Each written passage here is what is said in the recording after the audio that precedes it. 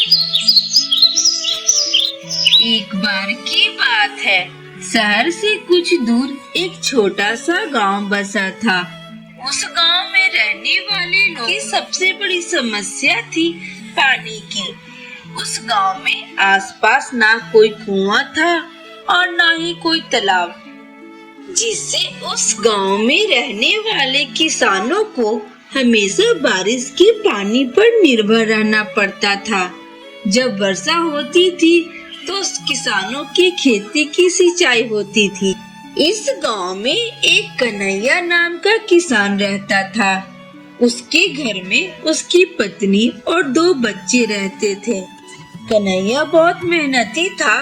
वह सुबह खेतों में खेती करने के लिए चला जाया करता था और खेतों में सारा काम निपटा कर शाम के समय घर आया करता था। कन्हैया की मेहनत की वजह से उसकी फसल काफी अच्छी होती थी और अच्छी फसल होने के कारण उसकी फसल काफी अच्छे दामों में बिक जाया करती थी।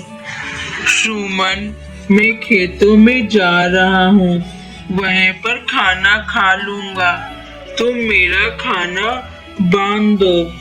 हाँ जी, मैंने आपका खाना पहले से ही बांध रखा है।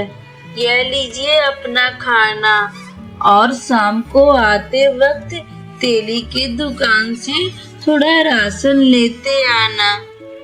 ठीक है, मैं ले आऊँगा। कन्हैया अपने खेतों पे चला जाता है और खूब मेहनत से काम करता है। थोड़ा थक जाने के बाद वह एक पेड़ के नीचे बैठकर खाना खाता है और थोड़े देर के लिए विश्राम करता है। तभी कन्हैया की आंखें लग जाती है और वह एक सपना देखता है कि इस बार उसके गांव में वर्षा नहीं हुई है और सभी किसानों की फसल वर्षा न होने की वजह से उपज नहीं पाई। इस सपने में बसंत की आंखें खुल जाती है। हे भगवान, मैं यह सपना देख रहा था। यह कैसा सपना था? अगर वर्षा नहीं हुई तो मेरी सारी फसल बर्बाद हो जाएगी। नहीं नहीं, ऐसा नहीं हो सकता। हर साल तो वर्षा होती है, इस साल भी वर्षा जरूर होगी। यह मेरा एक सपना है। ऐसे सोचकर कन्हैया अपना घर जाने लगता है। तभी वह देखता है गांव के कुछ लोग बातें कर रहे थे। अरे, मैंने सुना है इस बार गांव में वर्षा नहीं होगी, जिसमें हमारा गांव का भी नाम आता है। टीवी पर न्यूज में दिखा रहे थे इस साल कुछ गांव में वर्षा नहीं होगी। तुम क्या कह रहे हो रामू भाई? अगर वर्षा नहीं हुई तो हमारी खेतों की फसल कैसे लगेगी? अगर फसल नहीं लगी तो हम लोग खाएंगे क्या? क्या कहें भाई, अब तो लगता है भगवान का ही सहारा है, वही कुछ कर सकता है। भला हम गरीब किसान क्या कर सकते हैं? इसमें हमारा गांव तो आसपास कोई कुआं और तालाब भी नहीं है कि जिससे हम अपने खेतों की सिंचाई कर सके। हम तो केवल वर्षा के पानी पर ही निर्भर हैं। अगर वर्षा होती है तो खेतों की सिंचाई होती है, जिससे खेतों में अच्छी फसल आती है, और अगर वर्षा नहीं हुई तो अच्छी फसल कहाँ से होगी और फसल कहाँ से आएगी? हे भगवान, यानी मेरा सपना सच था। वर्षा ही नहीं होगी तो हमारा फसल कहाँ से उपज पाएगा? नहीं नहीं, ऐसा नहीं हो सकता। मुझे कुछ ना कुछ तो सोचना ही होगा। अगर फसल नहीं हुई तो हम खाएंगे क्या? एकमात्र फसल ही तो हमारा सहारा है, जिससे हमारा जीवन व्यापन होता है, और अगर वही नहीं उपजी तो हमारे पास तो कुछ भी नहीं फसलों के सिवा। नहीं नहीं, मुझे कुछ उपाय तो सोचना ही होगा। ऐसा कहते हुए मंगरू वहाँ से चला जाता है। आप आ गए? आइए बैठिए, मैं आपके लिए खाना लगा देती हूँ। अजी आप इतने परेशान क्यों दिख रहे हैं? कोई बात है तो बताइए न जी। सुमन, गांव के कुछ लोगों का कहना है कि इस बार वर्षा नहीं होगी। इस बार गांव में अकाल पड़ने की संभावना है। अगर ऐसा हुआ तो हमारी फसल नहीं उपज पाएगी सुमन, और फसल नहीं उपजी तो हम लोग खाएंगे क्या? जी यह तो बहुत बड़ी समस्या है। अब हम लोग क्या करेंगे जी? वही तो मैं सोच रहा हूँ सुमन, कुछ न कुछ तो करना ही होगा। हाँ ठीक है जी, हम लोग कुछ न कुछ सोच लेंगे। पहले आप खाना खा लीजिए। कन्हैया का परिवार एक साथ बैठकर खाना खाता है और सभी कोई सो जाते हैं, मगर कन्हैया की मानो जैसे नींद ही उड़ गई थी। सारी रात वह यही सोचता रहा कि अगर वर्षा नहीं हुई तो फसल का क्या होगा। नहीं, मैं ऐसा नहीं होने दूंगा। मेरा फसल बर्बाद नहीं होगी। मैं जरूर फसल उगाऊंगा, और वर्षा नहीं हुई तो क्या हुआ, कुछ न कुछ तो उपाय मैं जरूर निकाल लूंगा। कन्हैया ऐसा सोच ही रहा था, तभी कन्हैया का ध्यान रामू की बातों पर जाता है। क्या कहे भाई, अब तो लगता है भगवान का ही सहारा है, वही कुछ कर सकता है। भला हम गरीब किसान क्या कर सकते हैं?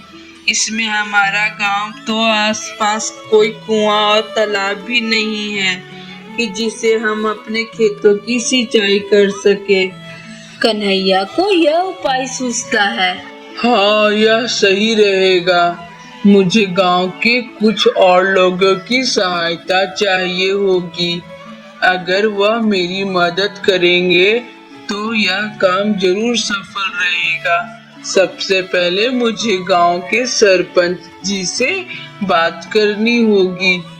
हाँ, सुबह होते ही इस बारे में मैं सरपंच जी से बात करूंगा।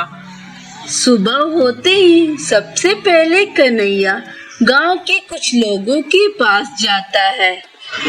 मेरे प्यारे किसान भाइयों, जैसे कि इस बार सुनने में आया है कि हमारे गांव में वर्षा नहीं होगी, तो ऐसे में हमारी फसल नहीं हो पाएगी और हमारा परिवार भूखे से तड़पता रहेगा। हमें कुछ न कुछ तो करना ही होगा। बात तो तुम्हारी सही है मंगरू भाई, पर हम कर भी क्या सकते हैं? मैंने एक उपाय सोचा है। हमारे गांव में एक भी कुआं या तालाब नहीं है। अगर हमारे गांव में कुआं या तालाब होता तो वर्षा का पानी उसमें इकट्ठा किया जा सकता था, जिससे वर्षा ना होने पर भी हम कुआं या तालाब का पानी इस्तेमाल कर सकते थे। लेकिन हमारे गांव में कोई कुआं या तालाब नहीं है, तो हम मिलकर गांव में एक कुआं का संरचना करनी होगी। इसके लिए हमें सरपंच से बात करनी होगी। हाँ भाई, तुम तो सही कह रहे हो, बहुत बड़ी समस्या है। हमें इसके बारे में सरपंच जी से बात करनी चाहिए। ऐसे सारे गांव के किसान मिलकर सरपंच जी के पास जाते हैं और सरपंच जी को अपने विचार बताते हैं। हाँ किसान भाइयों, यह बात तो सही कह रहे हो। गांव में कोई कुआं या तालाब ना होने की वजह से किसानों को बहुत दिक्कतों का सामना करना पड़ता है, और गांव के सारे किसान केवल वर्षा पर ही निर्भर है। अगर हमारे गांव में कुआं होगा तो वर्षा ना होने पर भी लोग अपने खेतों की सिंचाई कर सकेंगे। तुम ठीक कह रहे हो कन्हैया, हम कल से ही गांव में कुएं खोदने का काम शुरू कर देते हैं।